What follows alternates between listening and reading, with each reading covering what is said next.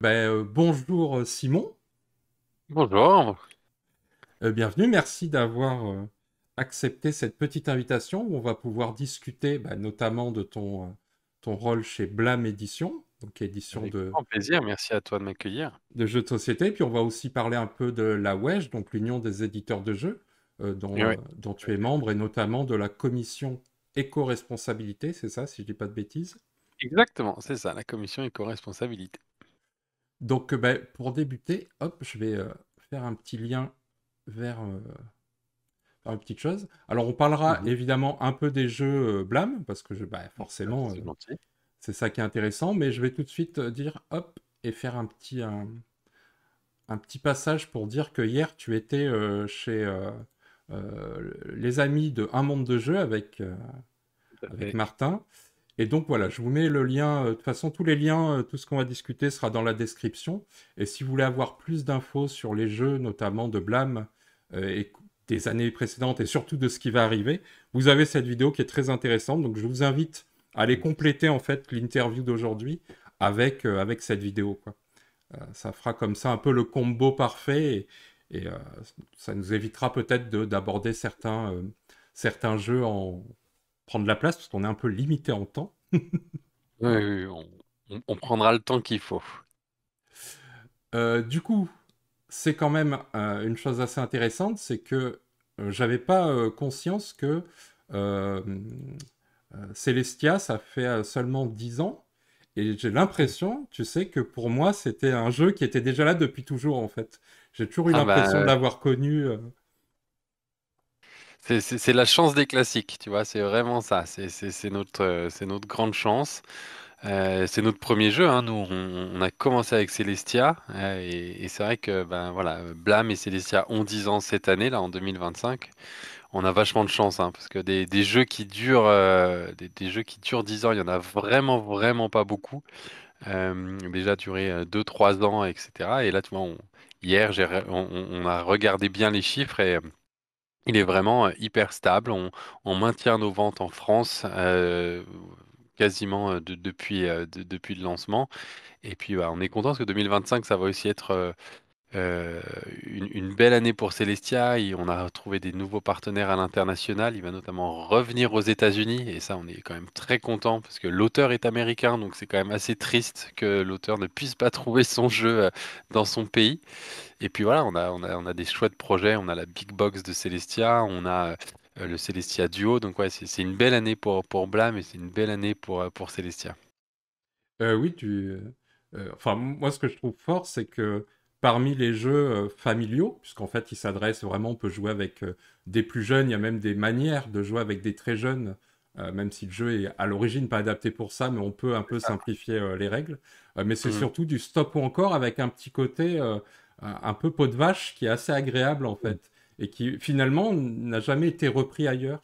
Il y a souvent du stop ou encore, mais il n'y a pas ce petit côté, tu sais. Oui, Qui oui. met un petit peu, alors je dis pas de vache, mais voilà, on a un côté un peu malsain à entraîner les gens dans notre déchéance. Ce qui est bien, c'est qu'en fait, le jeu, il s'adapte aux joueurs. C'est-à-dire que moi, j'ai vu des parties en famille où, en fait, les joueurs, ils sont presque à s'entraider parce que leur objectif, c'est d'aller jusqu'au bout. Et puis, tu as des joueurs qui veulent vraiment être les premiers, tu as des joueurs qui vont se faire des crasses. Enfin, je crois que c'est en ça qu'il y a un grand succès. Il y a évidemment l'univers, le matériel, mais il y a aussi ce, ce fait qu'on se prend au jeu de la manière dont on a envie, qui permet de créer le moment autour de la table qui nous correspond. Oui, oui. Et il y a ce que moi j'appelle une narration ludique, c'est-à-dire C'est que ça. la partie raconte quelque chose. Les règles, en fait, Exactement. font partie intégrante de l'aventure qu'on vit, quoi. Tout à fait. Moi, je pense que c'est ce qui fait aussi son succès intemporel. Dans les, euh, dans les autres jeux, ah oui, on parlait de succès. Euh, Mhm. du coup, je vais aller. Donc, moi, j'ai vu qu'il était pion d'or. Oui. C'est quelque chose qui est peu connu. Hop, je montre Oui, un Céleste. le Pion d'Or, c'est en fait une récompense qui est pilotée par l'Union des éditeurs de jeux, hein. Voilà, exactement. qui a pour objectif en fait de montrer le succès économique, le nombre de boîtes, d'exemplaires vendus pour permettre au gros succès d'avoir de la notoriété, de la visibilité. C'est la même chose que les disques, hein, disques d'or, disques de platine, etc. Ça permet de se rendre compte un peu du succès des jeux. Et ouais, ouais, aujourd'hui, les Pions d'Or, il a dépassé les 250 000 exemplaires. Là même, on vient de dépasser les 300 000 exemplaires vendus. Donc ouais, c'est vraiment une très bonne réussite. C'est un label qui est vraiment intéressant parce que ça nous permet à nous éditeurs de montrer, de donner quelque chose de réel sur des succès, surtout quand on parle à des journalistes, quand on parle à des gens qui ne connaissent pas trop le secteur du jeu. Ils se rendent pas compte des volumes que ça peut faire. Et notamment, on le compare souvent au livre ou à la BD. Et le jeu de société a vraiment des ventes assez intéressantes. Et donc, ouais, que Celestia, il ait réussi à atteindre ce palier du Pion d'Or, c'est vraiment exceptionnel. Oui, oui. D'ailleurs, je suis toujours un peu étonné parce que justement, le côté, les médias mainstream, on va dire, sont très attirés et très attentifs aux chiffres. C'est Mm. ce qui les régale le plus. Et j'ai l'impression qu'au niveau des pions d'or, pions de platine, tout ça, c'est pas suffisamment mis en avant. Je sais pas si c'est un ressenti ou... C'est très compliqué, ça demande beaucoup d'efforts de communication, ça demande beaucoup d'efforts pour leur expliquer ce que c'est. On se focalise sur plein de choses. Et puis, ils sont surtout sur des sujets de société, des choses comme ça. Donc, c'est vrai que on a c'est vraiment vu comme un produit, hein, comme du jouet.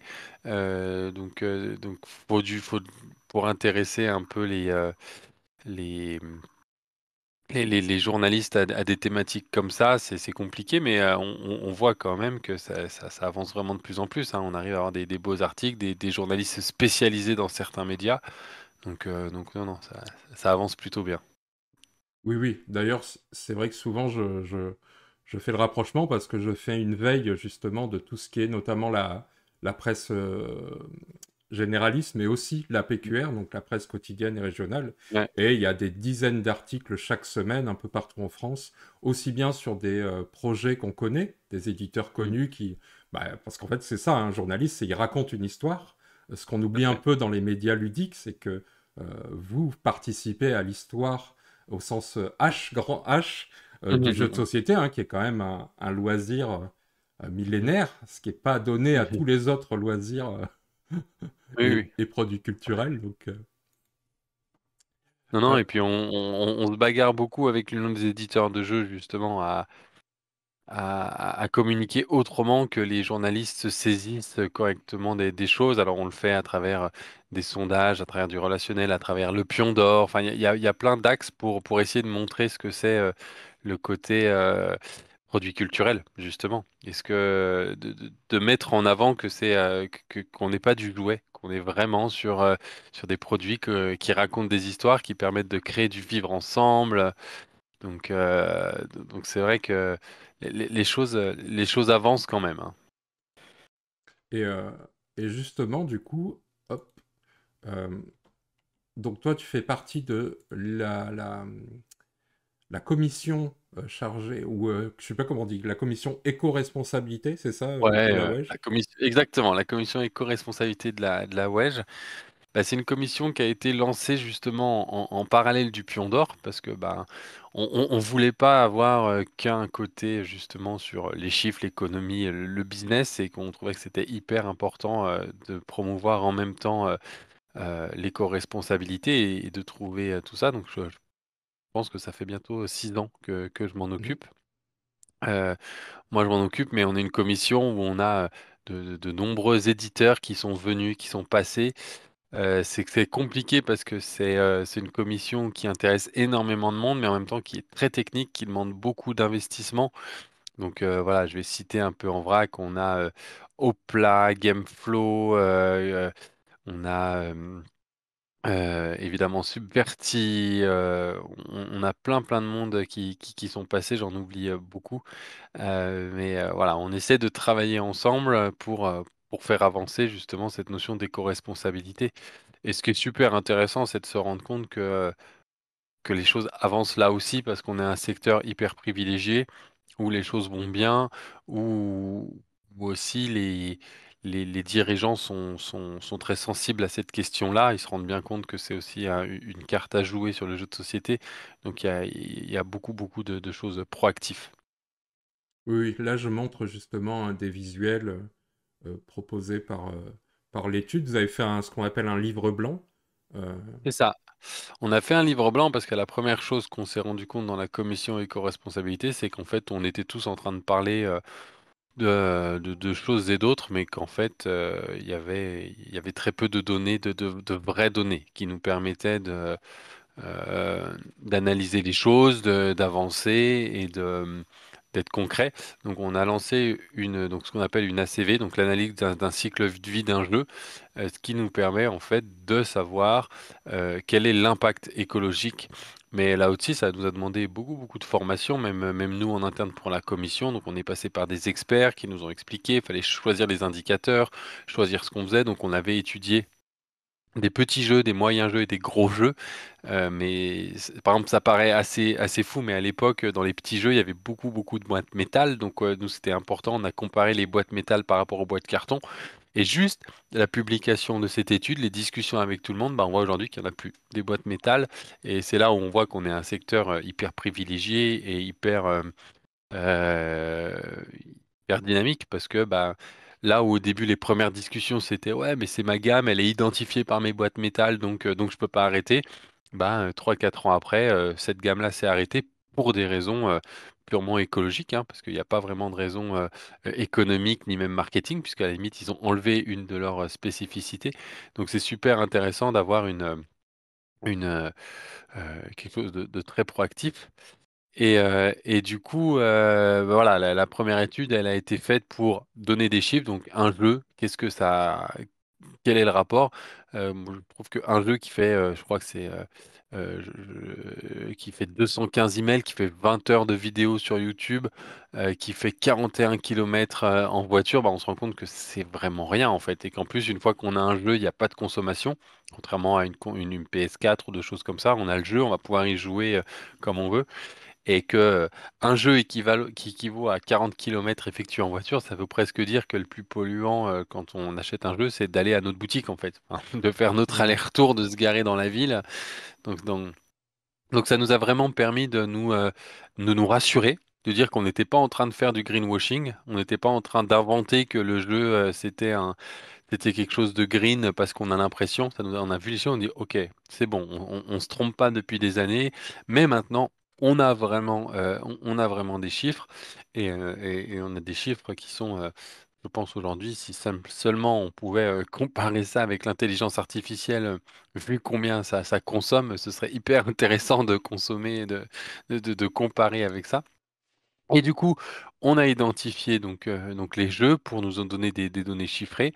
Et puis après, bah, on a cherché les bonnes pratiques et donné des vraies bonnes pratiques. C'est-à-dire que notre idée, c'était pas de faire, là encore, du greenwashing. C'était pas de dire c'est écologique, enlever le cello autour des boîtes. Non, le but, c'était de dire vraiment qu'est-ce qui avait un impact. Donc là, on a écrit, c'est des choses qui aujourd'hui, ce que je trouve moi assez fou dans cette commission, surtout quand je fais un peu une rétrospective comme ça, c'est de se rendre compte que quasiment tout s'est déjà concrétisé en fait, fabriqué au plus près du marché. Bah, on voit même avec le projet d'usine en France que ça arrive. Prolonger la durée de vie d'un jeu, et ben il y a le SAV aujourd'hui est proposé vraiment par quasiment tous les éditeurs et par tous les distributeurs. Privilégier le bois et le carton, bah, il y a quasiment plus de thermo en plastique. Quand on regarde même les dernières grosses productions, je pense à Seven Wonders, le Duel, du Seigneur des Anneaux, ben, le thermoformage, il est avec du carton. Enfin, il y a vraiment eu cette réflexion, tout a avancé. Et voilà, et de la même manière, préférer un papier labellisé, aujourd'hui, toutes les usines fournissent du papier FFC ou PEFC, alors qu'avant, il fallait le demander et c'était pas le cas. Aujourd'hui, c'est une norme. Donc, c'est hyper intéressant de voir que les choses avancent vraiment vite en fait, même si on a toujours l'impression que ça va pas assez vite et on se dit que la planète va brûler, etc. Et on a envie que ça aille plus vite, mais finalement, ça avance en termes d'industrie vraiment très très vite. Oui, justement, on va revenir un peu sur plusieurs éléments au fur et à mesure de la discussion. Euh, Super. il y a notamment tu parlais d'usines, Ouais, donc il y a celle D'ailleurs, je sais pas, je sais que c'est Abeille qui est notamment oui, partenaire sur le projet. Est-ce que du coup, oui. Blam aussi, ça fait partie Oui, parce qu'aujourd'hui, Abeille Blam, on fait partie du même groupe. On est vraiment la même entité en fait juridique. Et c'est la partie édition, la partie fabrication, etc. Donc ouais, on est vraiment partie prenante de l'usine qui demande plein de challenges avec des super partenaires. C'est hyper intéressant. Et puis bah là, ils ont, enfin, il y a la levée de fonds, la proposition de participation à tous les éditeurs qui a été lancée, et il y a un vrai engouement de la part de beaucoup, beaucoup d'éditeurs. Donc c'est hyper rassurant, là aussi, de se dire que bah, on est un milieu qui est prêt à rationaliser les choses, qui est prêt à standardiser un peu le format de boîte, le format de carte pour fabriquer en France et réfléchir autrement le marketing. Donc c'est hyper intéressant et puis c'est hyper encourageant de voir un projet aussi riche aller aussi vite en fait. Oui, oui. Parce que justement, à quel point, parce que moi, en fait, c'est des choses que j'ai un peu regardé, notamment parce que des, euh, le Shift Project ou des choses comme ça, on parle souvent qui est l'association notamment, très connue parce Mhm. que son représentant, sa tête représentée, Jean-Marc Jancovici, s'exprime beaucoup. Ok. Et lui, quand il parle justement des implantations en usine, ce qu'on appelle la réindustrialisation, il y a plein de facteurs à prendre en compte qui peuvent être problématiques. Lui, Mhm. il prônerait par exemple une réindustrialisation de produits dont on a besoin, Mhm. genre des usines pour les vélos électriques ou des choses comme ça, et moins pour des choses que, entre guillemets, je mets des Ça, gros c'est sûr. guillemets, voilà, qui seraient un peu plus futiles Mais oui, le comme, jeu. euh, comme les jeux de société. Est-ce que ça a été quelque chose auquel vous avez pensé ou vous êtes juste dit non, c'est le bon moment pour supprimer en fait, puisqu'on a vu hein, l'impact sur le trajet, enfin sur le coût carbone d'un jeu, c'est beaucoup le transport. Mhm. Alors en fait, alors c'est pas moi qui m'en occupe du projet, évidemment je le suis, mais voilà, je vais pas rentrer dans les détails, mais de ce que je sais vraiment, c'est qu'en fait c'est un projet qui a d'abord été porté par la région. Puisqu'ils avaient identifié que le jeu de société était très porteur dans leur région. Il y a Blue Orange, il y avait d'autres éditeurs, etc. Il y avait la fabrication. Et du coup, c'est eux qui se sont dit, bah, vu que c'est un marché porteur, nous, on a envie de devenir une région forte sur le jeu de société. Qu'est-ce qu'on peut faire? Et du coup, c'est très intéressant parce que ça a été un projet qui a été co-construit par des éditeurs, donc par surtout Blue Orange et Christian et Christian chez nous, mais voilà, qui a été réfléchi comme un, un projet assez euh, global et vraiment ancré dans la région. Donc c'est pas un projet. Ce qui est intéressant, c'est que c'est pas nécessairement que un projet d'industriel, c'est aussi porté au niveau politique par une volonté de créer une véritable dynamique dans cette région. Oui, il y a une synergie là-dessus. Je montre vite fait, hop, je vais passer sur le truc. Que c'est une problématique qui est prise en compte par beaucoup de grands Hmm, industriels dans le monde. Je parle du jeu et du jouet, puisqu'on sait que tout à fait. Lego maintenant est quasiment, toutes ces usines sont quasiment à 100% en énergie renouvelable. Ça, Tout à c'est fait. quelque chose, par exemple, que votre usine a étudié ou vous passerez par le réseau classique en Je peux France? Parce qu'en pas, France, en CO2, on n'est pas très haut, puisqu'on est beaucoup au nucléaire quand même, je peux pas vous dire ça. Honnêtement, je suis pas à ce niveau de compétence sur sur le l'usine, projet. mais Ok. vu les personnes qui s'en occupent, oui, c'est des projets qui sont forcément à court, moyen ou long terme réfléchis. De toute façon, le but, c'est de faire quelque chose d'écologique, de social, etc. Donc forcément. Après, ce qui est très intéressant là-dessus, et c'est aussi toute la démarche de Fabrica Cart hein, en Pologne, parce que bah, eux fabriquent à carte, même s'ils sont en Pologne, ce qui, quand on fait des jeux que pour la France, peut être un non-sens écologique, mais quand on fait des jeux pour toute l'Europe, ce qui est le cas de beaucoup d'éditeurs, hein, nous, on fabrique pour la France, pour l'Italie, pour l'Allemagne, pour la République tchèque. C'est pas c'est pas délirant de se dire qu'on peut produire, en Pologne ces jeux-là. Eux, c'est une usine qui est vraiment réfléchie là-dessus. Ils ont, tout un système de récupération, des déchets, ils sont tout à l'électrique, ils sont enfin voilà donc heu, même des acteurs, tout le monde en fait, tout le monde dans la chaîne de valeur se rend compte que c'est important. Donc les usines ont fait des efforts, parce que les éditeurs les ont poussés, les éditeurs réfléchissent beaucoup aux composants de leur jeu.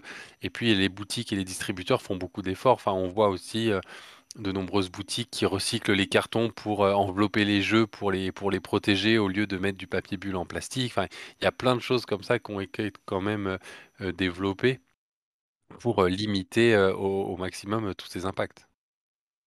Oui, puis le fait de rapprocher aussi enfin de limiter le transport, notamment maritime, hein. Je remets Oui, oui. une petite interview de Joël de chez c'est Scorpion Masqué, je crois, à ce moment-là, Mm, euh, mm, pardon, de Hélène Vigneault, et qui oui, justement expliquait que il y a des containers qui finissent au fond des mm, océans, et que et oui. forcément, il y a des jeux de société qui sont au fond des océans. Donc les poissons s'amusent beaucoup. Je ne sais Mhm, pas à oui, quel point. Donc ils c'est ont, vrai ils ont. que... c'est- Mais ce qui est très, ce qui est très compliqué, c'est de trouver le juste milieu entre euh, le côté économique, le côté écologique, et on est quand même une industrie, donc il faut être réaliste. Et puis il y a aussi certains projets qui sont irréalisables en Europe. Et puis il y a des jeux qui sont fabriqués pour le monde entier, c'est-à-dire qu'on fabrique tous les jeux pour les États-Unis, pour l'Asie et pour l'Europe au même endroit. Donc il y a vraiment ça, c'est une réflexion qui est assez globale. Et nous, ce qu'on a constaté avec la commission éco-responsabilité, et c'est surtout ça qui est intéressant, c'est que les efforts, ils peuvent être faits à plein d'endroits différents. C'est-à-dire que déjà, d'avoir supprimé tout le plastique des jeux et de plus avoir de thermoformage, même si le jeu est fait en Asie, c'est déjà un effort considérable en termes de peut-être même de qualité de produit ou de perception qui a vraiment un peu chamboulé les codes. Et c'est là où il faut être, euh, on peut avoir confiance en fait dans notre secteur qui est très dynamique puisque il arrive à trouver des solutions et à s'adapter assez vite. Oui, oui, je montre aussi est-ce que dans les pistes de réflexion, et je ne sais pas à quel point c'est réalisable ou pas du tout, Mhm. il y a dans le milieu de la littérature, les livres, qui est aussi une grosse industrie, parce que eux, pour le coup, ils envoient aussi un nombre de bouquins, Mhm. puis ils ont un système aussi de mise au Ah ouais, pilon. ah ouais, eux, c'est catastrophique, hein. Ouais. C'est presque un tiers ou la moitié des livres qui vont au pilon, hein. Oui, oui. Notamment tout ce qui est les livres scolaires, hein, qui ne seront pas renouvelés. Moi, pour avoir Mhm. travaillé en librairie, je me rappelle quand on faisait les retours. Donc les retours, c'est quand on renvoie les invendus aux éditeurs. Et tout ce qui est scolaire, une bonne majorité, on ne renvoyait que les couvertures. Donc on déchirait, on enlevait tout l'intérieur. Et tout ça Mhm. partait au pilon. Donc malgré tout, il y a des éditeurs de livres qui se sont mis à justement faire pareil, relocaliser l'impression, mais aussi utiliser Mhm. des encres végétales et même faire des impressions à l'unité. Alors j'imagine que pour les jeux de société, c'est quasi impossible de faire en toute petite quantité, presque à la Ah non, demande. non, Du... non, ça c'est pas possible, hein, si seulement. Mais non, non, ça c'est pas possible et surtout parce que les jeux de société c'est du multimatériau, c'est-à-dire qu'il y a aussi de l'assemblage. Ça veut dire qu'il y a forcément euh, des manipulations par des opérateurs, etc. Donc oui, c'est très compliqué. Déjà des moyennes séries, c'est dur. Euh, donc, euh, donc voilà. Après, les langues végétales, les usines s'y mettent vraiment, hein. Et nous, sur nos jeux, on le demande, donc ça va arriver très très vite. Voilà. Euh, les choses avancent et chaque fois qu'on fait un pas, et ben ça va en faire. ces avant-faire, oui, et comme tu dis, elles vont être bientôt obligatoires, donc c'est pour ça que je peux pas m'engager. Enfin, je préfère pas dire que toutes les encres qu'on utilise sont déjà végétales, mais à mon Ça, avis, on on va n'en dans est ce vraiment pas sens-là. loin, quoi. Oui, oui. Et justement, tu disais, on est dans des industries qui, en pleine, je sais pas si on est encore au niveau de l'explosion qu'il y a eu post-Covid, mais en tout Non, cas, non, non, clairement pas. Non, ça, là, ça, ça s'est remis. oui, oui, on est revenu au niveau d'avant d'une manière assez sèche d'ailleurs, hein. C'est pour ça que l'année 2024-2025, c'est très très rude. Mais, euh, mais voilà. Oui, oui, elles sont mixtes en ce moment, mais il y a des usines qui nous proposent déjà des encres végétales. C'est des options qu'on peut demander sur certains projets quand il y a quand il y a des choses. Je sais que nous, sur certains projets, on le demande. En tout cas, déjà, on demande le chiffrage, on essaie de le faire. Ça fait en ce moment surtout pas partie de test, donc c'est un peu compliqué quand on veut lancer une fabrication. Mais ouais, ça va arriver très très vite. Tiens, tiens, ça me fait penser, comme on est là-dessus sur les encres végétales, etc., ou sur le fait de produire un peu mieux. Est-ce Mhm. que on entend souvent cette idée que, je ne sais pas si c'est une idée reçue ou pas, mais que forcément faire un jeu plus éco-responsable, c'est forcément un prix de vente plus cher, ça coûte plus cher. Est-ce que c'est une réalité ou en fait non, on arrive à trouver un dosage et ça s'équilibre Alors, ça dépend un peu ça dépend un peu ce qu'on entend par éco-responsable. Si la principale chose pour faire un jeu éco-responsable, c'est de fabriquer localement, donc en France ou en Europe, c'est beaucoup plus cher de faire un jeu éco-responsable. Euh, je vais dire, 30 à 40% plus cher de fabriquer un jeu en France par rapport en Europe, et c'est presque 50% de faire plus cher un jeu en Europe qu'en Chine. Donc oui, mathématiquement, faire un jeu éco-responsable, si on s'attaque à ça, c'est beaucoup plus cher, et nous, on y est confrontés, hein. Il y a parmi nos jeux de l'année prochaine des jeux qu'on aimerait vendre à 22 euros, mais qui seront à 25 euros parce qu'on les produit en Europe. Et, et on espère que ça portera pas trop préjudice au jeu, parce que c'est des choix qui sont très très durs, parce que la fabrication, c'est un poste, mais toute l'énergie qu'on y met et tout, si c'est finalement gâché par un prix de vente trop élevé, bah, c'est dommage. Si faire un jeu éco-responsable, c'est de pas mettre de plastique et d'optimiser du papier, du carton, de pas mettre de cale, si c'est mettre 110 cartes et pas 118, non, c'est pas forcément plus cher. Ça dépend un peu de tout en fait, et c'est en ça que c'est intéressant, et ça dépend aussi des volumes. C'est-à-dire que certaines choses qui peuvent être faites en carton, des cales peuvent être très très chères si c'est des volumes de 10, 15, 20 000 exemplaires. Si c'est des jeux qui vont être très très forts, qui sont qui vont être imprimés dans des quantités déraisonnables, bah là, le différentiel se sépare. Donc, euh, donc ça change. Voilà, c'est une réponse un peu en deux fois, mais le principal objet aujourd'hui, c'est le lieu de production qui définit le coût de fabrication. Oui, quand tu dis les cales, c'est ce qu'on appelle aussi le thermoformage, c'est ça? Exactement, c'est ça, oui, oui, c'est ça, c'est le cale, le thermoformage. Après, ça peut être en plastique, ça peut être en carton, avec des rabats, il y a plein de façons de faire. Et Ouais. c'est ça. Et Mais, oui, dans le vas-y, livre vas-y. blanc, justement, notamment sur ce qui est les petits jeux, Mhm, il y avait enfin, et sur les gros jeux aussi, hein, en fait, c'est surtout le poids qui détermine beaucoup, qui a le plus gros impact sur le coût carbone. Il y avait le c'est fait ça. de dire, si on enlève en fait ces thermoformages, au Ouais. final, ben, c'est bien, c'est quelque chose de Oui, oui. positif. Est-ce que tu penses que le public, les gens qui achètent les jeux, est préparé à ça? Est-ce Alors, qu'on ait des boîtes avec tout en vrac, pas de plastique, etc., pas de sachets plastique pour ranger les choses, etc. Tout ce qu'on pourrait enlever et qui n'est pas bah, nécessaire en réalité. c'est un peu compliqué, et ça dépend de la vision des éditeurs. Nous, on est plutôt dans cette vision-là, nous, chez Blam. On essaie de tout enlever. Alors, on met encore des sachets plastiques, parce que c'est quand même pas mal de ranger les jeux. On pourrait mettre des élastiques à la place. J'avoue que j'ai pas fait À mon avis, entre un élastique et un sachet plastique, c'est à peu près la même chose vu que ça pèse le même poids. Enfin, voilà, on n'a pas fait l'étude. Mais oui, oui, sur certains jeux, il y a plus. Quand on regarde des jeux, je pense à la gamme du coup de Gigami qui a refait toutes ces gammes métal avec la nouvelle gamme biseautée. Bah, Biseauté. dedans, il n'y a plus de sachets, c'est des sachets en papier à l'intérieur. Oui, oui, moi je pense que le public est prêt.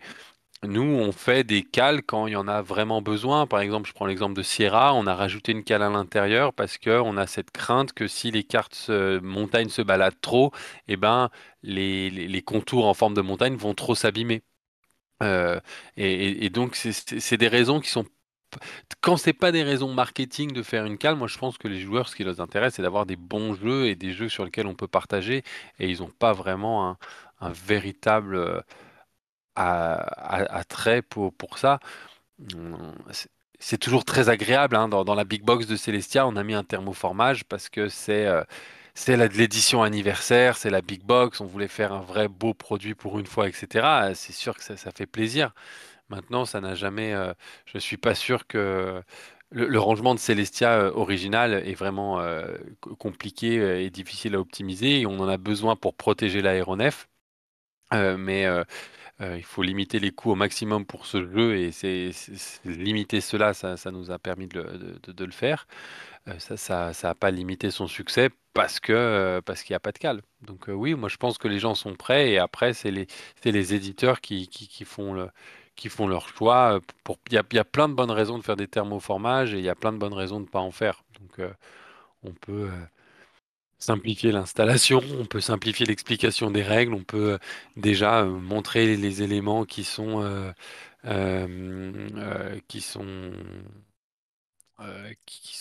comment dire, déjà découpés, des choses comme ça.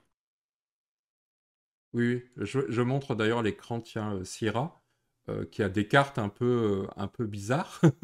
Oui. Euh, Est-ce que ça, justement, j'ai aucune idée en termes de production, c'est quelque chose qui est difficile à produire? Des cartes Alors, comme ça ou pas du tout? C'est pareil que des cartes classiques. eh ben, au début c'était facile et tout le monde, les usines qu'on a contactées nous ont dit que c'était possible et qu'il n'y avait pas de souci et que tout allait bien. Et puis au fur et à mesure du projet, elles nous ont dit que c'était de plus en plus impossible. Et du coup, à la fin, on a même dû, ils ont fait un assemblage à la main des cartes parce que il s'était compliqué. Donc ouais, ouais, c'est beaucoup plus compliqué que prévu. Ok.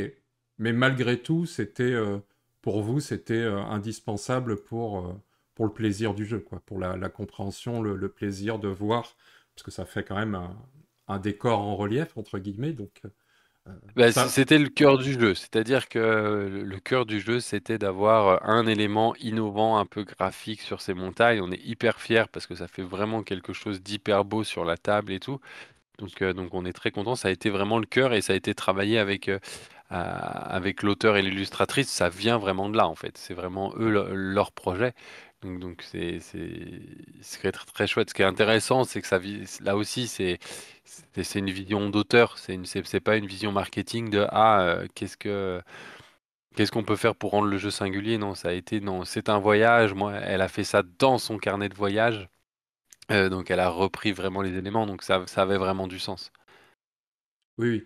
D'ailleurs, ça correspond à ce qu'on pourrait appeler la ligne éditoriale un peu de Blâme, ce côté narratif quand même, on raconte une histoire, on fait vivre une Tout à fait. histoire aux joueurs, quoi, et aux joueuses.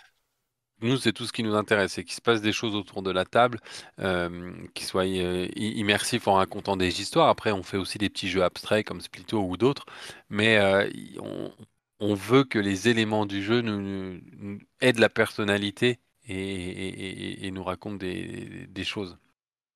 Oui, oui. Splitto d'ailleurs qui raconte aussi quelque chose, puisqu'il y a un côté.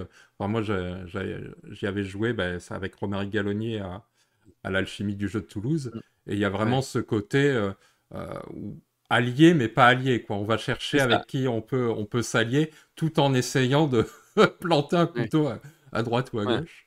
On veut pas, nous chez Blam, on veut pas des jeux qui laissent froid. C'est un peu ça. On veut des jeux qui ont une âme, qui ont quelque chose. Là sur Splitto, même si c'est que des chiffres et des valeurs, on va discuter, on va partager, on va essayer de se truander un petit peu et en même temps, on peut se rappeler des choses aussi. Donc il y a vraiment ces coopérations qui sont là.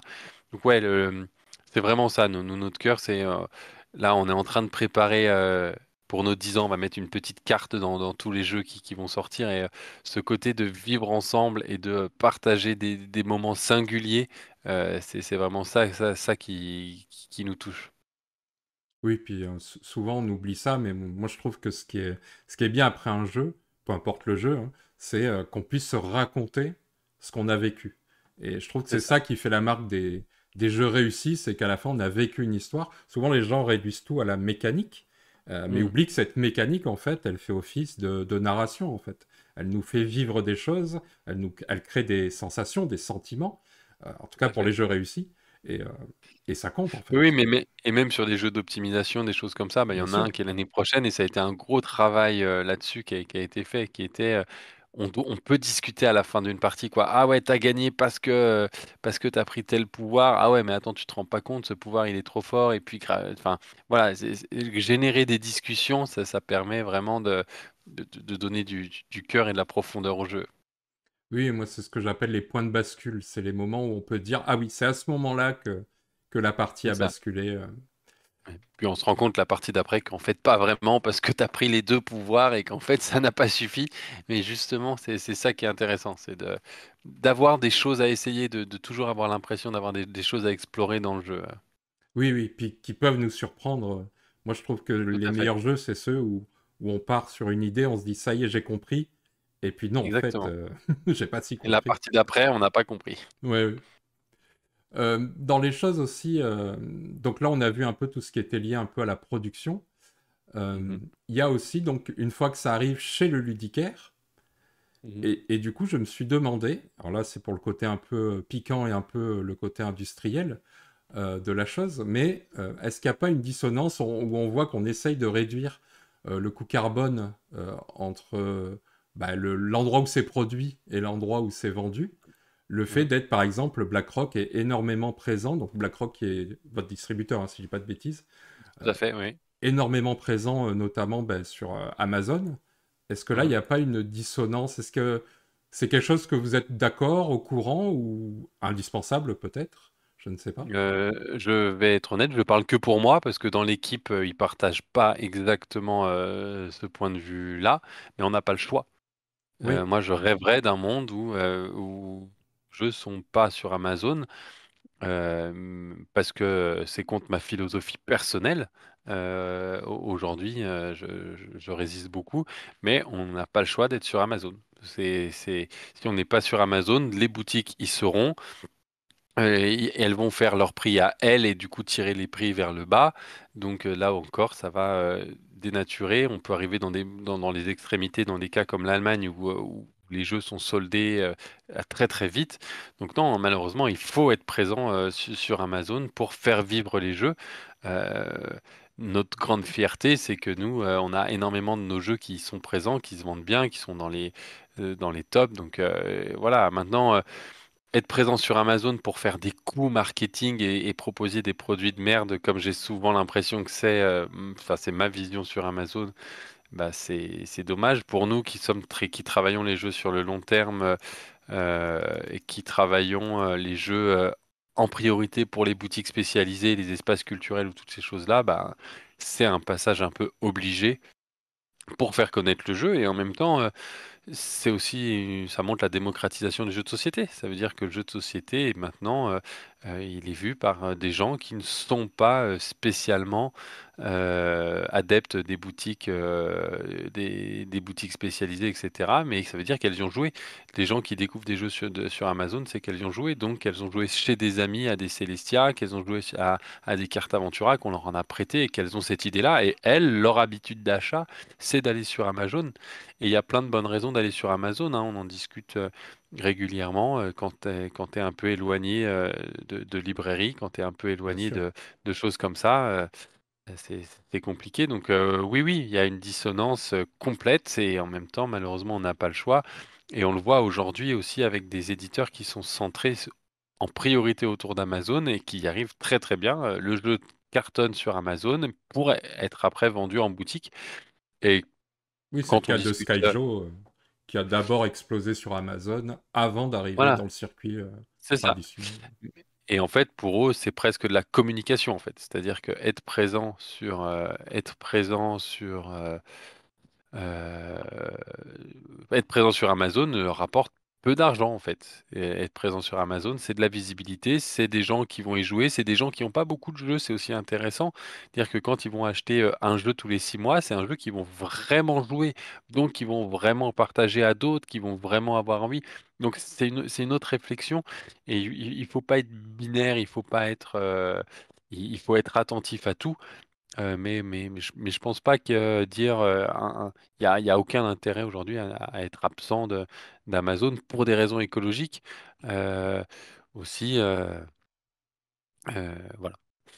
Oui, oui. Ça montre aussi que le jeu de société n'est plus qu'un loisir de gens passionnés par ce loisir, de pratiquants, mais que c'est aussi, pour beaucoup de gens, en fait, un loisir parmi d'autres, au même titre qu'un Exactement. Netflix, qu'une sortie ciné ou qu'une sortie culturelle.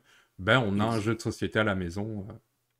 Ouais, et puis et on a cette chance-là, enfin, d'être en essor, on a cette chance d'être en milieu qui progresse encore, qui touche de plus en plus de monde et avec des jeux de plus en plus exigeants. Je pense qu'il faut vraiment qu'on s'en félicite. Enfin, vouloir rester dans notre petite ornière de jeux experts, parce que non, voilà, on peut avoir des cinémas d'art et d'essai et il peut y avoir des grands films pour le grand public et tout doit coexister et il faut trouver un juste milieu.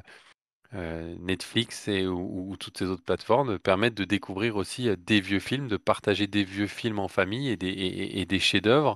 euh, et les cinémas permettent d'aller voir des gros blockbusters. Il faut tout.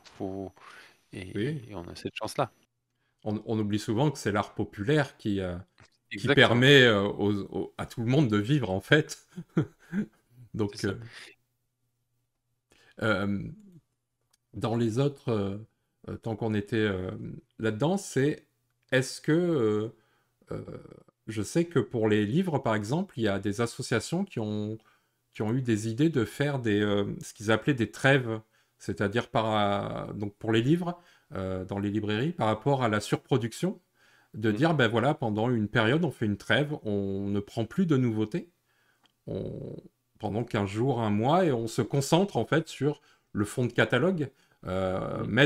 remettre en avant, retravailler des classiques, les faire redécouvrir aussi, puisqu'on on pense Mm. toujours que le monde n'évolue pas, mais si, il y a des nouveaux entrants en permanence, des nouvelles personnes prêtes à découvrir.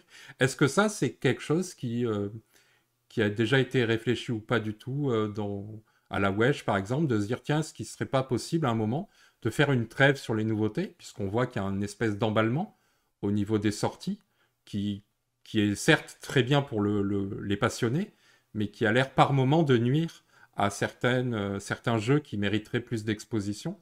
Est-ce que ça, c'est quelque chose auquel ça a déjà été discuté ou pas du tout? C'est pas du tout envisageable, chacun voulant absolument produire. Alors, je crois pas que chacun veut produire. Je crois vraiment que c'est pas le cas. Je pense que tous les éditeurs auraient envie de produire moins. Je pense que tous les éditeurs auraient envie de pouvoir plus porter tous leurs jeux et de les aimer.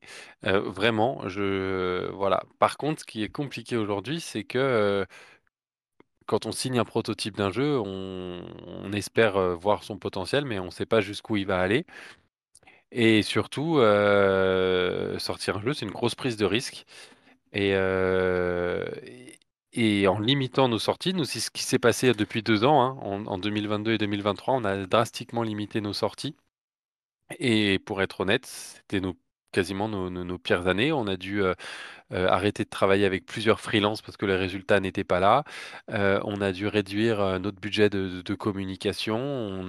Il y a plus de primes et il n'y a pas d'augmentation de salaire chez Blam depuis 2 ans parce que en limitant notre nombre de sorties, on a moins de partenariats à l'international, on a moins de, de, de, de,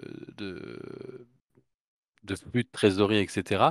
Et donc, bah, malheureusement, cette année, on va sortir 4 jeux parce que on se rend compte que dans un modèle économique, tant qu'on n'a pas une énorme locomotive qui nous permet de vivre et de nous payer et dont on est sûr pendant quelques années, nous, même avec Celestia, on en vend 15 000 en France par an, c'est super, c'est très très bien, ça paye à peine un salaire.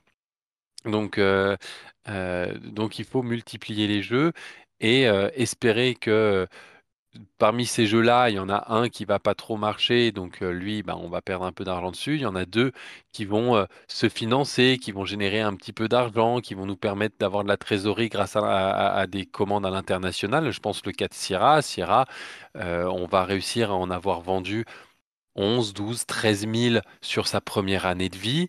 C'est plutôt correct. Vu l'investissement qu'on y passe en temps de création, de développement et de communication, c'est limite. Et puis, bah, on espère que parmi ces jeux-là, il y en a un qui va exploser, qui va durer pendant 5 ans, qui va vraiment se rentabiliser. Et malheureusement, nous, c'est ce qui s'est passé en faisant le pari sur un ou deux jeux, alors que on était sûr de certains coûts, alors qu'on était suivi par notre distributeur, par l'international, etc. Bah, quand ça fait flop, eh ben, ça porte vraiment préjudice à l'ensemble d'un édifice, puisque, bah, comme tu l'as dit, les choses s'érodent aussi. Celestia est une exception où il se maintient d'année en année à ce volume-là, mais même des jeux qui sont on va pas dire des classiques, mais presque comme Chakra ou Connecto, Splito, qui sont des jeux installés, qu'on reproduit sans trop réfléchir, et ben les ventes, elles diminuent de 20, 30, 40% chaque année. Donc c'est intéressant. C'est très intéressant pour nous, mais c'est des jeux qui doivent être remplacés. Et si on les a pas anticipés 2, 3 ans en amont et on n'a pas réussi, on peut pas continuer à ce rythme-là. Donc c'est très très compliqué et en plus on est sur un marché qui est de plus en plus concurrentiel, donc c'est de plus en plus dur de faire parler de ces jeux. On a besoin de plus en plus d'investissements en termes de communication, de marketing, etc. pour faire connaître nos jeux. Donc euh, on peut pas économiquement, c'est très très compliqué de comment dire? C'est très très compliqué de limiter drastiquement les jeux, Ouais. surtout qu'il y a une grande disparité entre les éditeurs. Il y en a qui sont tout petits, qui sont tout seuls, qui ne se payent pas. Là, ben, c'est très dur pour eux, hein. Eux, ils s'investissent dans leur cœur, dans leur corps, dans leur âme, de pas vivre où ils veulent, de pas prendre de congés, de se payer des misères. Nous, on a de la chance d'être un studio où on est quatre, donc on peut porter des nombreux projets, on peut avoir des belles ambitions sur la communication, etc. Mais même nous, on peut rien faire face à des beaucoup plus gros studios qui ont des moyens pour sortir des jeux en beaucoup plus grosse quantité, qui ont des moyens de prendre des risques beaucoup plus élevés et donc de faire des jeux qui peuvent être vendus moins cher. Donc c'est un équilibre et il n'y a pas de solution miracle. Mais je crois quand même que là aussi, comme dans l'écologie, tout le monde fait le même constat qu'il faut un peu limiter le nombre de jeux et c'est peut-être d'abord les plus gros à le faire et je crois qu'ils le font. Je crois qu'ils ont commencé à limiter un peu les jeux, à être plus sélectifs, à être plus regardants sur la qualité des jeux. Et après, bah, c'est la loi, malheureusement, la loi du marché où tant qu'un éditeur arrive à vendre suffisamment de jeux, il va pouvoir continuer. Et puis il y a un moment où normalement, soit il arrive à exploser, soit il arrive au bout du rouleau. Et on espère qu'il aura réussi à faire ce qu'il veut. Nous, quoi qu'il arrive, quoi qu'il nous arrive, je pense qu'on a avec certains jeux marqué le monde ludique. Je pense surtout à Celestia qui est un classique, mais aussi à Cartaventura qui est dans son message, dans sa proposition éditoriale assez nouvelle. Même si ça doit s'arrêter dans 5 ou 10 ans, on peut être fier quand même de ce qu'on a fait. Donc c'est toute une question d'objectif. Comment on veut vivre et quels moyens on a. Donc, Oui, et d'ailleurs, c'est peut-être bien de repréciser pour les gens qui ont pas l'habitude du secteur ou qui ne savent pas, mais il y a quelques années, quand un éditeur éditait un jeu, on était sur des petites quantités parfois et c'était largement suffisant pour s'implanter et pour, on va dire, que la première production soit à l'équilibre. Je pense qu'à l'époque, on était sur les 3500 boîtes, ça suffisait, il y a 5-6 ans. Mm. aujourd'hui, j'ai l'impression qu'on est quand même à un niveau où l'implantation, la première production doit être beaucoup plus conséquente pour que ça soit à l'équilibre, on va dire. T'as constaté ça, toi aussi? Eh ben oui, sauf que malheureusement, les productions ne suivent plus. C'est-à-dire qu'aujourd'hui, produire plus de 6 000 exemplaires d'un jeu, c'est un énorme risque, puisqu'on risque d'en vendre 2, 3, 4 000 et de s'arrêter là. Et donc non seulement on a perdu de l'argent pour la fabrication, on a énormément de stock, donc on va brader très vite. Donc euh, au- il, il faudrait, en termes de coûts de fabrication, effectivement augmenter les volumes pour qu'on arrive à atteindre des chiffres de fabrication. Mais aujourd'hui, pour le lancement d'un jeu, à part quelques exceptions, mais encore, hein, la plupart des jeux qui cartonnent, souvent, c'est une première fabrication de 6 000 à 7 000. Et on se rend compte qu'il se passe quelque chose très vite. Donc, on va, même avant que le jeu soit sorti, lancer une nouvelle fabrication. Mais donc, du coup, le coût de fabrication lui-même du jeu, il baisse pas. C'est plein de petits prints. Nous, c'est quelque chose qu'on s'est rendu compte assez vite sur Celestia, avec le succès à l'international. Bah, en fait, on multiplie, on n'augmente pas le volume, on multiplie les tirages. C'est-à-dire que on va faire 2 tirages pour la France et puis un tirage pour l'international parce que tel partenaire, il en a besoin en urgence à ce moment-là. On va faire certains tirages en Chine. Nous, on a fait le choix pour Celestia que toutes les boîtes pour la Corée, pour la Chine, pour le Japon, soient fabriquées en Chine pour être proche du marché, ben, ça diminue le volume qu'on fait fabriquer en France. Donc en fait, de 2 tirages qu'on fait en Europe, ben, on se retrouve à 4, 5 tirages à faire dans le monde et du coup, le coût de fabrication ne diminue pas plus que ça. Et là, voilà, la multiplication des jeux fait qu'on ne peut pas, on ne peut pas prendre le risque de fabriquer plus de jeux donc c'est là aussi où certaines plus grosses structures peuvent prendre ces risques-là parce qu'elles savent qu'elles ont des réseaux parallèles, parce qu'elles savent qu'elles ont une plus grosse force de frappe, parce que comme elles s'auto-distribuent, elles margent le plus. Donc c'est en là qu'il y a effectivement quelque chose qui se mord un peu la queue, mais il faut trouver un juste équilibre. Oui, oui. Je vais juste fermer mon Vas-y, store vas-y. qui commence à vraiment m'aveugler. Oui, et j'en profite pour dire que souvent on n'a pas conscience de ça, mais quand par rapport à d'autres secteurs où la durée, la longévité d'un produit fait que sa marge augmente parce que son coût de production diminue avec le temps, c'est pas le cas dans le monde du jeu et souvent on n'en a pas conscience. On se dit, ah, mais ce jeu, ça fait 20 ans qu'ils se vendent ou ça fait 10 ans, ils pourraient baisser le prix quand même, c'est bon, ils ont fait leur beurre. Ben non, en fait, c'est pas comme ça que ça marche parce que c'est vraiment lié au coût de fabrication, au matériel et puis à plein d'autres petites données comme ça. C'est toujours intéressant Oui, de rappeler ça, quoi.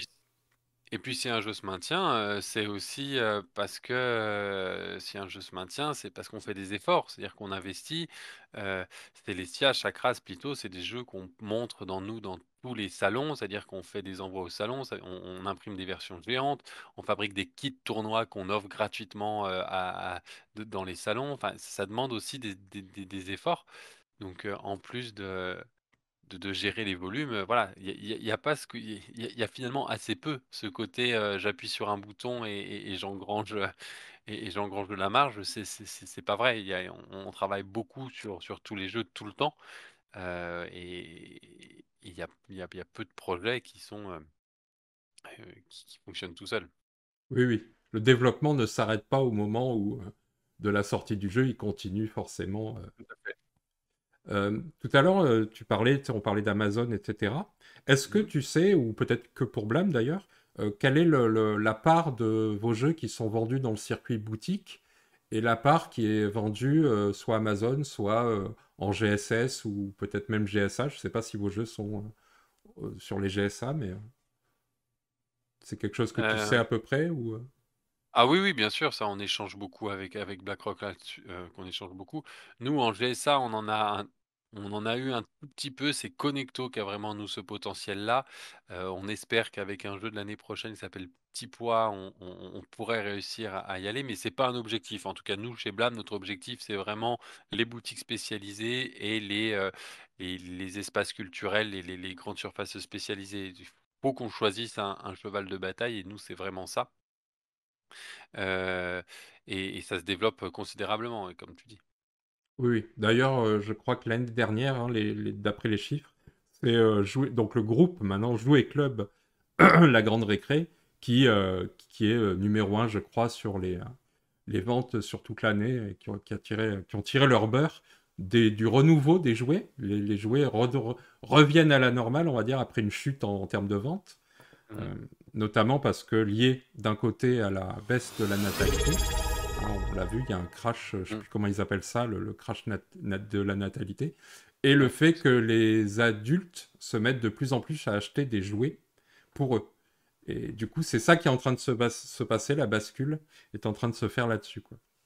Merci pour l'abonnement. Mhm.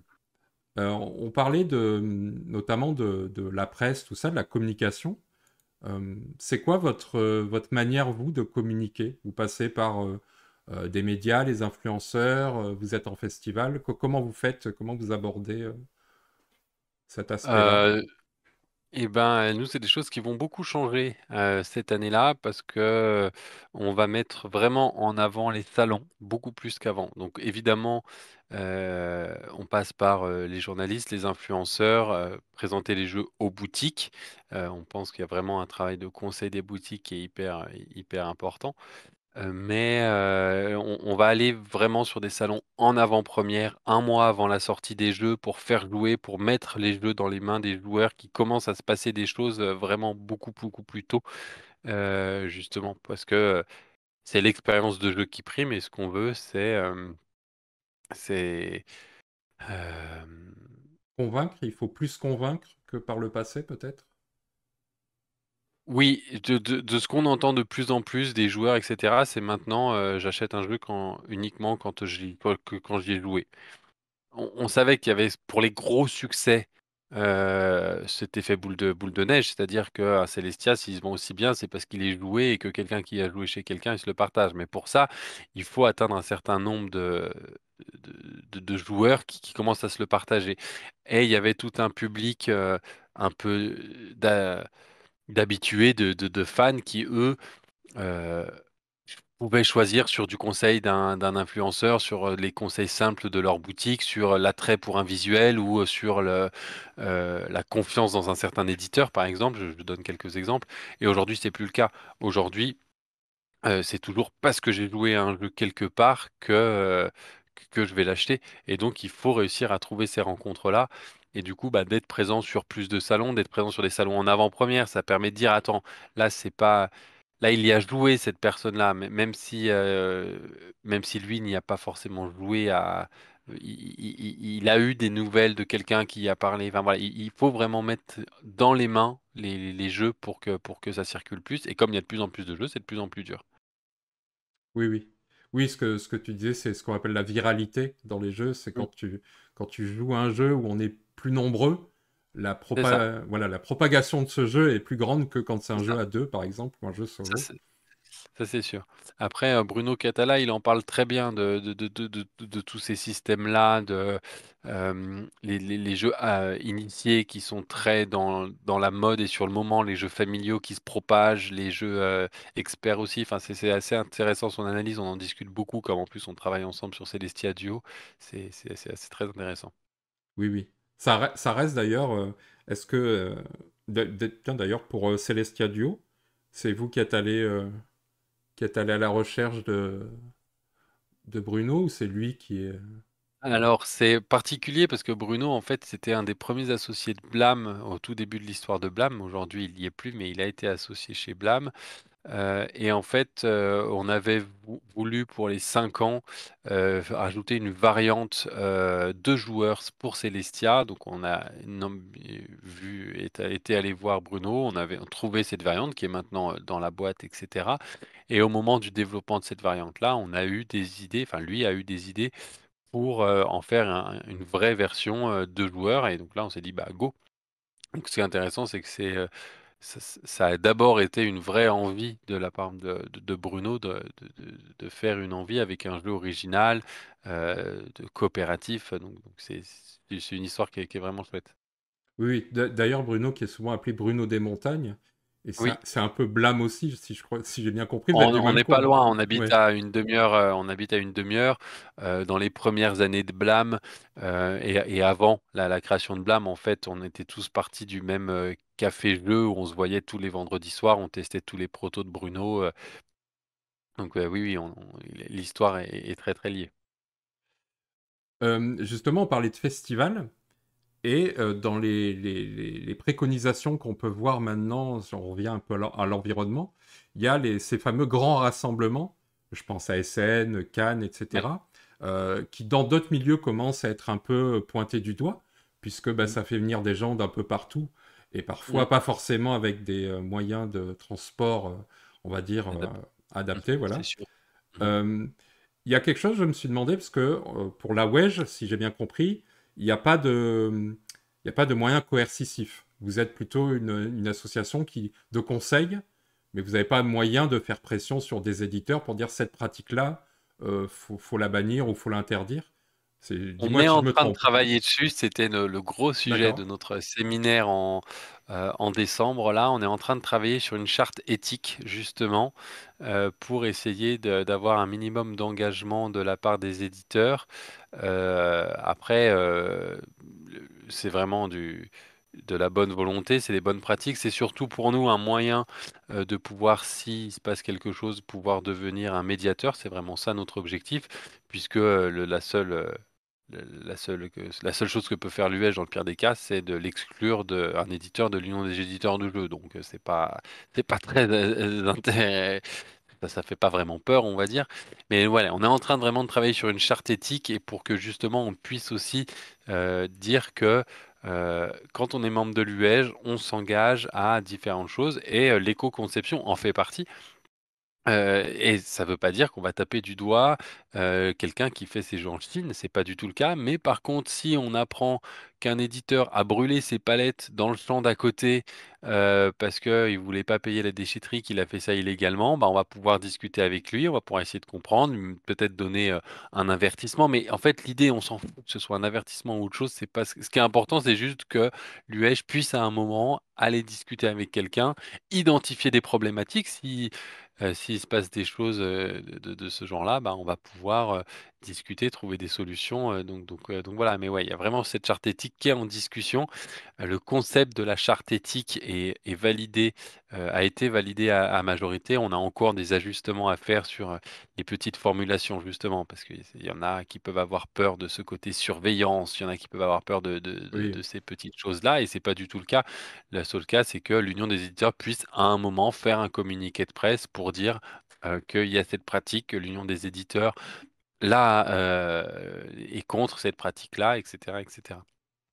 Donc ça avance et puis il y a, du social, il y a de l'écologie, il y a du droit, il y a de la propriété intellectuelle, du plagiat, voilà, il y a plein de choses à prendre en compte. Oui, oui, forcément. Et c'est plein d'autres sujets très intéressants. Et je Mmh, faisais le lien avec les festivals parce que moi, il y a une pratique que j'ai souvent été témoin parce que bah, les éditeurs parlent aussi. Et, euh, mmh. et je trouvais parfois que c'était certains éditeurs, je donnerai pas de nom, mais qui avaient un côté réflexion sur le sujet, mais qui en festival disent bah, là, j'avais pas les boîtes, j'ai été obligé d'en faire venir 400 par avion. Et je me demandais, voilà, si ce genre de choses, ça pouvait, par exemple, être une pratique qu'il faudrait bannir ou pas, je sais pas, est-ce que... Bah, c'est difficile puisque, c'est ces 400 boîtes-là qu'on a besoin pour faire la communication en amont du jeu, en fait. Ouais, Parce que justement, avec ces 400 boîtes-là, je vais pouvoir les envoyer, je vais pouvoir les faire découvrir et au moment où les jeux vont arriver par bateau, j'aurai plus besoin.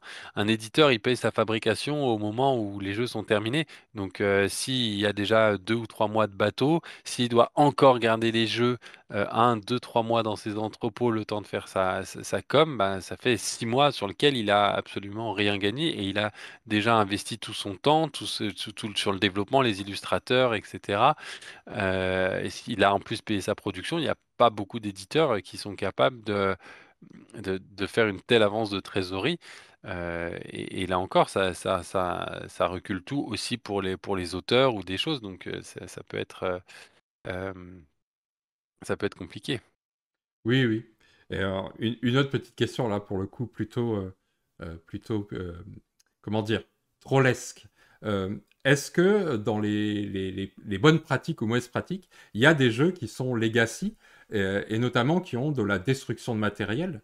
Je pense à Exit ou à des jeux comme ça, que Et pour le c'est coup, très clairement déconseillé par l'Union des éditeurs de jeux, ça, de toute façon. Dans les livres blancs, on a écrit que, bah, fallait, privilégier la réutilisation des jeux, fallait privilégier le SAV, donc c'est sûr que des jeux avec destruction, on ne le conseille pas. Mais, on ne le conseille pas, ça ne veut pas dire qu'il faut pas le faire, ça ne veut pas dire qu'il faut l'interdire. Il y a des expériences de jeu qui sont juste incroyables et qui tiennent à ça. Donc, faut on peut juste déconseiller. Si l'éditeur, il a fait sa réflexion sur un exit où c'est que du papier, que des cartes, c'est un petit format, heu, c'est peut-être moins grave qu'un jeu legacy qu'on ressortira plus, qui est plein de plastique. Donc c'est là aussi, qui est intéressant, un Carte Aventura, c'est la même chose, hein. Carte Aventura, une fois qu'on a joué 3 ou 4 fois, on peut difficilement le refaire. Maintenant, c'est des jeux qui fournissent, bah, des choses, assez, heu, particulières à vivre. On espère qu'ils laissent une trace. Dans ce cas-là, on peut dire la même chose des livres ou des BD. Enfin, mine de rien, des livres, il y en a quand même peu qu'on relit plusieurs fois. Tout le monde a des livres, il les adore. Alors, sur ceux qu'on aime beaucoup, dans le meilleur des cas, on les relit une fois, on les prête et c'est super. Mais comme des jeux de société, si on est fan d'un Carte Aventura ou quelque chose, donc oui, on essaye de limiter ça, mais l'expérience, elle doit, privilégier aussi. oui, il faut pas que ça devienne un empêchement à la créativité, à la proposition ludique.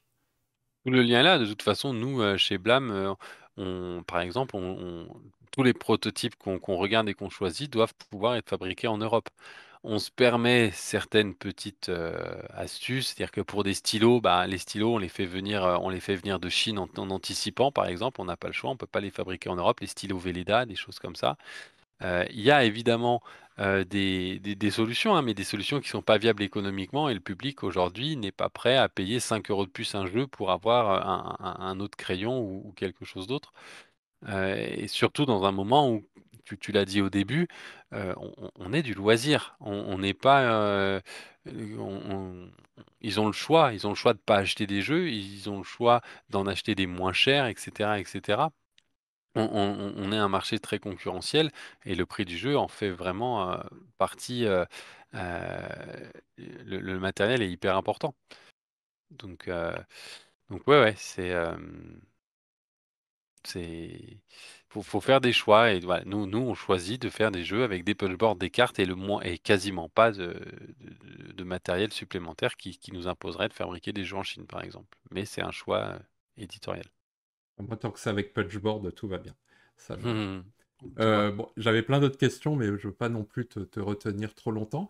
Il y avait, il y a un an ou deux, je crois, c'est le label Jouet Score qui avait été lancé en parking jouet, donc j'imagine qu'il y a un petit côté communication quand même sur la chose. Tout à Euh, fait, ouais, ouais. Est-ce que un label justement EcoScore ou quelque chose comme ça, c'est quelque chose que vous avez envisagé de mettre en place ou, Alors, on envisage ça depuis le début, évidemment. Ce qui se passe aujourd'hui, c'est qu'on est en train de se rapprocher, de Gyros, qui est un outil d'analyse d'éco-conception, pour le jeu vidéo, qui existe déjà, qui permet d'analyser, bah, voilà, l'analyse du cycle de vie d'un jeu vidéo, qui se base surtout sur le parc machine, sur les déplacements des salariés et cetera et on est en train d'essayer de réfléchir avec eux. Non, Gyros, Ah oui, mais Gyros, Gyros. Jyros. Pardon, Pas de souci. hop là. Voilà, c'est ça. Et on est en train d'essayer de voir si on n'arriverait pas à rajouter un module, sur les jeux de société, puisque eux, ils pourraient être intéressés puisque, eh ben, ils ont, des jeux vidéo des éditeurs de jeux des jeux vidéo portent des jeux heu font des goodies, font des jeux de société et cetera. Donc ça leur permettrait de calculer tout ça. Quand ils font des figurines, bah, ça pourrait, leur permettre et nous, ça nous permettrait de profiter d'une interface qui existe déjà, où on n'aurait plus qu'à renseigner, les différents éléments d'un jeu et cetera et d'avoir un résultat, très solide sur une analyse, de cycle de vie. Heu, dans un premier temps, pour nous, encore une fois, ce serait de l'autodiagnostic puisqu'on voit que nous, en tant qu'éditeurs, eh ben, il y a beaucoup de choses qui se font de matière très proactive et donc on veut d'abord rester comme cela et puis si ça se passe bien, si ça se porte bien, eh ben, on pourra aller jusqu'à créer un label mais avant de faire un label, il faut pouvoir calculer. Et donc, d'abord, c'est d'être sûr que on arrive à porter ça. Ce qui est très intéressant avec Giro, c'est qu'ils ont, bon, une petite équipe informatique, évidemment, mais aussi, une entreprise qui est spécialisée dans les analyses de cycle de vie, qui va pouvoir pousser plus loin nos réflexions. Ils étaient hyper contents de lire le livre blanc, de voir toutes nos études parce qu'ils trouvent ça que c'était vraiment solide et vraiment, pertinent parce qu'on était allé sur, même jusqu'au procédé d'impression et cetera. Donc ils étaient, très rassurés de voir qu'il y avait tout ça, mais ils vont nous permettre d'aller beaucoup plus loin et d'aller pousser les études, d'avoir des nouveaux chiffres. Donc donc c'est hyper positif et ça c'est voilà, c'est notre développement pour, l'année prochaine, enfin cette année et l'année prochaine, d'essayer d'aller là-dedans. Oui, parce que bah, notamment le jeu vidéo, on l'a vu, hein, Sony a pris 10% de participation dans Kadokawa, donc C'est ça, qui a aussi qui avait absorbé Arclight et c'est donc ça. bah, le Tokyo Market, hein, si je dis pas de bêtises, et donc les jeux Mmh, aussi qui viennent du Japon. On voit mmh, aussi qu'il y a des pourparlers. Alors je sais pas si c'est des annonces grandiloquentes, mais on a d'un côté Elon Musk qui parle à un moment de racheter Wizard of the Coast et Hasbro mmh, plutôt pour Wizard of the Coast, entre autres. mmh, Donc on voit aussi qu'il y a beaucoup d'adaptations de jeux vidéo en jeux de plateau. Euh, tout à fait.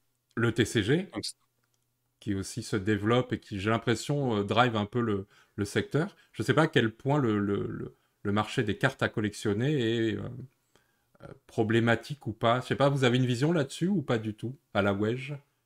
non, pas vraiment et puis même si on a, surtout Equinox qui est avec, qui est à la Wedge, mais parce que Régis Bonnetsey est C'est... un des fondateurs de la Wedge et cetera. C'est pas exactement le même modèle économique, c'est pas le même, fonctionnement, c'est vraiment d'autres choses. C'est des produits qui sont très marketing, très collectionneurs, avec aussi toute une partie de spéculation. Donc c'est non, honnêtement, c'est pas le scope, véritable, de l'Union des éditeurs de jeux. C'est plutôt qu'un secteur qu'on fait très attention parce que ça nous impacte puisque c'est vendu en boutique spécialisée, mais pas en tant qu'édition. Ok. Bah, en tout cas, très bonne initiative avec Giros, parce que c'est vrai que dans le livre blanc, il y a deux aspects qui n'ont pas, qui sont un peu des angles morts, mais pour des bonnes raisons, je veux dire. Il y a le côté où on n'a pas le calcul bah, du temps de développement, en fait, de l'amont, avant la Mmh. production, qui, Tout à alors, je ne fait. sais pas si c'est calculable ou pas, mais en tout cas, effectivement, c'est un angle mort. Et j'ai trouvé que il y avait pareil avec l'après, c'est-à-dire au moment où on a acheté le jeu, même si le jeu de société est considéré comme n'est pas considéré comme un déchet, il y a malgré tout toute cette durée de vie après qui n'est pas non plus prise en compte, puisque bah, les gens ont forcément, s'ils y jouent, ils vont utiliser de l'électricité pour voir à quoi ils jouent, Mmh. etc. Euh, donc ça sera intéressant aussi d'avoir un peu un plus Tout à large fait. spectre. Et pareil, Bah, maintenant, oui. c'est ça qui nous intéresse en travaillant avec Giros et avec leurs spécialistes justement de pousser encore plus loin, ce qu'on a déjà fait. Oui, oui. Puis il y a beaucoup d'initiatives qui se sont lancées dernièrement. Tu parlais de SAV. C'est vrai qu'on a la chance d'avoir un secteur par rapport à d'autres qui est quand même Mmh. assez, enfin, qui est proactif et qui répond favorablement à la plupart des demandes. Mais je sais qu'il Tout y à a fait. pas mal de gens qui se sont lancés justement dans la récupération de jeux, parce qu'il y a beaucoup de jeux qui sont quand même jetés malheureusement. C'est-à-dire dès qu'il manque, notamment des jeux pas édités ou plus édités. Je Tout à sais fait. que le jeu le plus jeté, c'était Mmh. les cochons, les petits cochons, je sais plus comment ils s'appellent. D'accord. Le, Ouais, ouais. le... Et donc en fait, voilà, et maintenant il y a des petites entreprises qui sont des auto-entrepreneurs Mmh.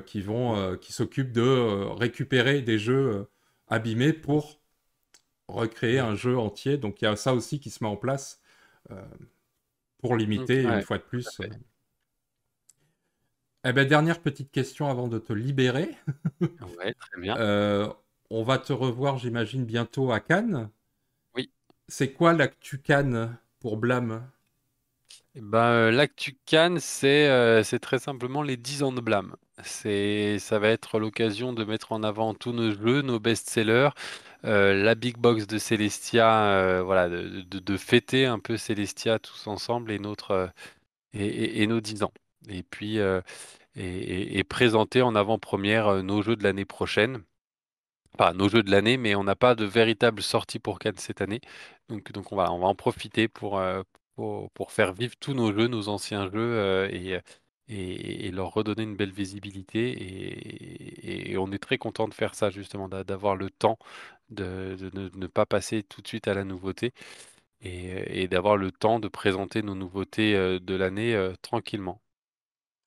Eh ben, un grand merci d'avoir pris ce temps-là. Moi, j'ai trouvé que c'était très intéressant d'avoir Un cet aspect. Ouais. grand merci à toi et n'hésite pas si jamais tu as d'autres envies, d'autres besoins, si tu veux échanger même au sujet de l'usine, ça peut se réfléchir plus en détail. Donc voilà, Oui, oui, n'hésite pas. je reviendrai. Puis il y a plein d'autres aspects aussi très intéressants. Là, j'ai rongé mon frein toute Hmm, l'interview parce que j'avais plein de hmm. questions. Donc, Ah bah, je comprends. Merci beaucoup, Rodrigue Ding. Hmm. et eh ben, à bientôt. À très bientôt. Bonne journée.